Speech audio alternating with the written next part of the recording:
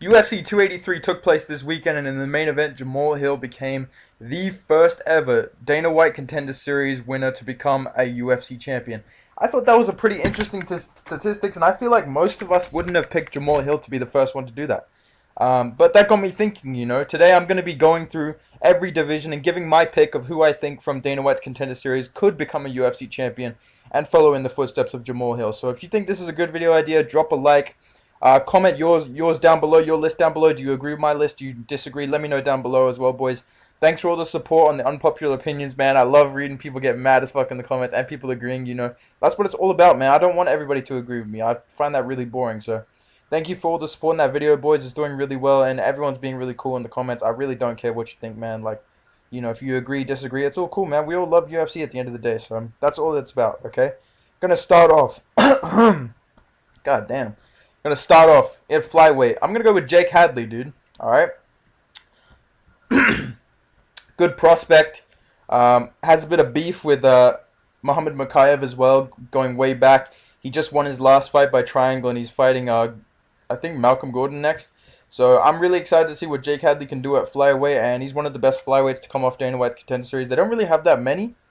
Even looking through like the winners in the show's history and stuff, they really don't have that many. So I just went with Jake Hadley. Another one is Clayton Carpenter as well. He's an undefeated guy. He could go far at Flyweight, but he's a lot less proven than Jake Hadley in my opinion. So I'm gonna go with Jake Hadley as my pick. All right. Bantamweight. This one's a surefire one that I'm very much more set on. I think Sean O'Malley, one of the OGs from fucking Dana White's Contender Series, has a very good chance to become a UFC champion. Will probably most likely be the next one from the show to become the UFC champion at Bantamweight. He's about to fight for an interim belt, probably just beat Peter Yan, the former champion. And his next fight's going to be either against Aljamain Sterling or Henry Cejudo, you know what I mean? So big future for Sean O'Malley, and he's definitely proof of that Dana White's Contender Series is the real deal, especially compared to Tough, bro. Tough is fucking shit at the moment, so I'm going to do a video about that this week as well. But moving on, okay, Featherweight division. I'm going to go with Jack Jenkins, okay? All right? I know that Jack Jenkins hasn't fought in the UFC yet. I know that I sound biased, but I just think that Australian prospects right now are showing that they're just a level up compared to American prospects and stuff like that. And obviously there's been other ones like Francis Marshall came off the show. He looked really good in his last fight. He's a good pick. I'm sure I'm forgetting some people, but right now a name that jumps out to me is Jack Jenkins. I think he trains with a good team, and they're going to give him a good push as well, like similar they've given to Jack Della Maddalena. I think he's going to get some wins in the UFC, and then they're going to start giving him some tough tests. So that's my pick at featherweight. Moving on to the lightweight division. I'm going to go with Ismael Bonfim, okay? Brutal debut for this guy. Knocked out Terrence McKinney with a flying knee. It was an amazing performance. He looked really legit. That's all I have to say about him. He looked legit, okay? This guy could fight in the rankings today, in my opinion. He looked that good. I don't know if we overhyped McKinney, or maybe I don't know. I just think Bonfim looked like the real deal. You know what I mean? You know when you watch someone fight, and it's not necessarily the opponent they beat, but also how they've actually fought. I think Bonfim is a really high-level fighter. He's fought great fighters outside the UFC already, as we said in the prediction video. And I think if Bonfim fights Drakkar Klose and maybe someone else, he can fight someone at the bottom of the rankings. And I'm really excited to see what Ismael Bonfim can do in the UFC. I'm really high on this guy at the moment. So I'm going to move on to another guy that everyone's really high on right now at welterweight. I'm going to go with Jack Della Maddalena. The reason I picked Jack Della Maddalena over some other guys at welterweight, I was thinking about Michael Morales as well. He's an undefeated prospect. They both fought on the same card. They both debuted on the same card, I think, in the UFC 270. But look, Jack Della Maddalena is close to the rankings right now. He's about to fight Randy Brown. If he wins that, I think he's going to get a ranked opponent. Yeah, I think Jack Della Maddalena is the real deal, man. He's clutch. That's what I'd like about him. He's clutch. He loses. He has moments early on where it's like, oh, God, this doesn't look good for him. He always finds a way to come back and finish these guys. He's got weirdly good power. Like, it doesn't look like he's hitting very hard, but he finishes these guys. He's fought some pretty tough guys in the UFC already. And, yeah, I'm really high on Jack Della Maddalena. I think, again, I'm not trying to be biased, okay? The Australian bias, it's whatever, you know what I'm saying?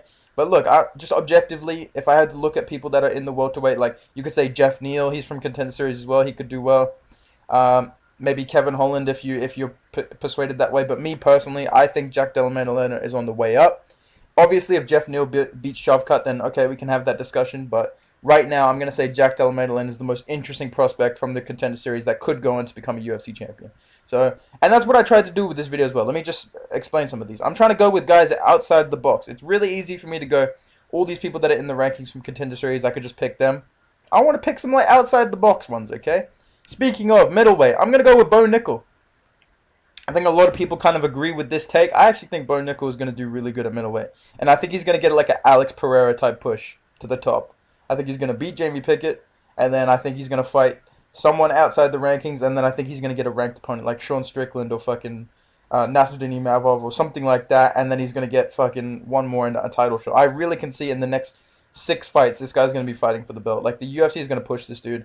And he's looked really legit so far. So I think Bo Nickel's a fair shout at middleweight. There's some other guys, obviously, you know, Cal Barajo, but I wanted to go from who do I realistically think, you know what, this guy could end up UFC champion at some point. Not who's going to get there the soonest, right? Maybe Cal Barajo's closer, but right now I think, like, intrigue-wise, potential-wise, Bo Nickel has the best chance to do it right now, okay?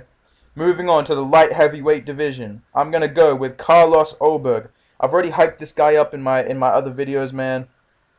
Like unranked fighters that I think could be UFC champion. Go check that video out on my channel if you haven't seen it already. I picked Carlos Oberg because I think he's hitting his stride right now. He's got power. He's got really good striking. He trains with a really good team to go against wrestlers. And he's on a good win streak right now. And yeah, I just think Carlos Oberg's really good, man. He's definitely caught his stride since he lost to Enza Chekwu. I think that's how you say it. I tried my best, okay? But yeah, I think Carlos Oberg has the team, has the look, has the skill set to really go far at light heavyweight. It's a pretty shallow division, so I really think Carlos Oberg has a good chance to be the next light heavyweight from the Contender Series that could end up as a UFC champion in the near future. But I don't know, man. That's just my thoughts. That's my opinion on it, you know what I mean? Last one, and the heavyweight division.